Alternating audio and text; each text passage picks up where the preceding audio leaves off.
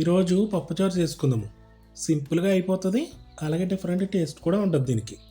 పప్పుచారు అంటే ఇష్టపడిన వాళ్ళు ఎవరు ఉంటారు చెప్పండి? ఆయా ప్రాంతాలను బట్టి రకరకాలుగా ఉంటుంది కదా. కానీ ఇప్పుడు నేను చేసేది ఏంటంటే, నాకు మనస్ఫూర్తి ఎప్పుడైనా తినాలనిపించింది అనుకో, నేను తయారు చేసుకునే పద్ధతి అనమాట. సింపుల్గా అయిపోతుంది, కానీ టేస్ట్ కూడా అలాగే ఉంటుంది. ఇంకా దీనికోసం కుక్కర్ గిన్నె తీసుకున్నాము. ఇందులో ఒక పావు కేజీ కందిపప్పు వేసుకుని 2 సార్లు శుభ్రంగా వాష్ చేసుకుని పప్పు మునిగిదాకా వాటర్ వేసుకుని ఒక అరగంట సేపు నానబెట్టేసుకోవాలి. అలా చేస్తే పప్పు త్వరగా ఉడికిపోతుంది. అలాగే ఒక నిమ్మకాయ సైజు చింతపండు, ఇది కూడా నీళ్ళు వేసి నానబెట్టి పక్కన పెట్టేసుకోవాలి. అరగంట అయిపోయింది.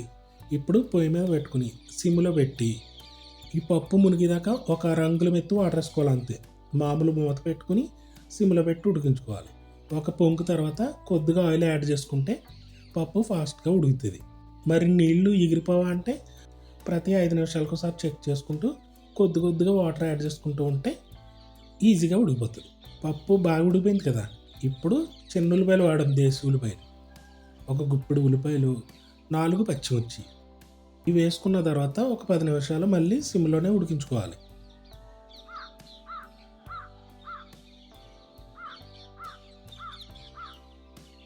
ఇంక ఇందులో కారం, పసుపు, ఉప్పు కూడా వేసాం. ఇవి వేసుకుని ఒక్కసారి తిప్పేసి, మరి పప్పుచారు అంటే సగం నీళ్ళులా ఉండాలి కదా పైన తేట, అందుకని చింతపండు రసంలోనే ఎంత వాటర్ కావాలో యాడ్ చేసుకుని, పప్పు బాగా ఉడికిపోయింది కదా, గట్టి పెట్టి తిప్పితేనే కలిసిపోతుంది. పప్పు గుత్త అవసరం లేదు.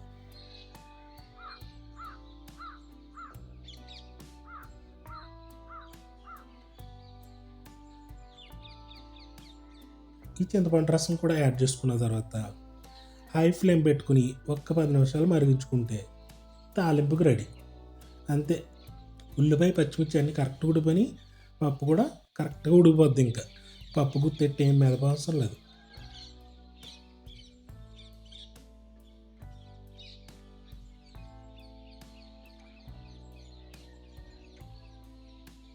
మూగుడు పెట్టుకుని నెయ్యి వాడతాం. నెయ్యి సువాసనతో అదిరిపోద్ది.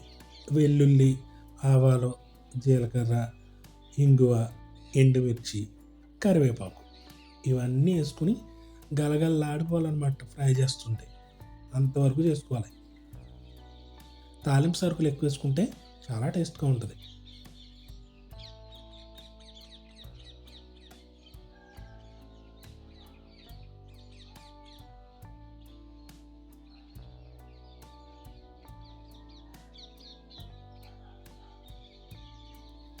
ఇప్పుడు దీన్ని తీసుకొచ్చి ఈ పప్పులో తిరమూత వేసుకుంటాం. ఈ పప్పు పట్టుకెళ్ళి అందులో వేసుకున్న వాళ్ళదు, అది తీసుకొచ్చి ఈ పప్పు మీద వేసినా కూడా ఓకే, ఎలా అయినా ఒకటే. అంతే. ఇంకా మనం ఇందులో కొత్తిమీర, టమాటా ఏం వేయం. ఇది నేను చేసే పద్ధతి. చాలా ఈజీగా అయిపోయింది కదా. ఈ చిన్న ఉల్లిపాయల వల్ల, ఇంగువ ఫ్లేవరు, అసలు నెయ్యి వల్ల. మెయిన్ ఏంటంటే నెయ్యి, దానివల్ల ఆ టేస్ట్ వస్తుంది.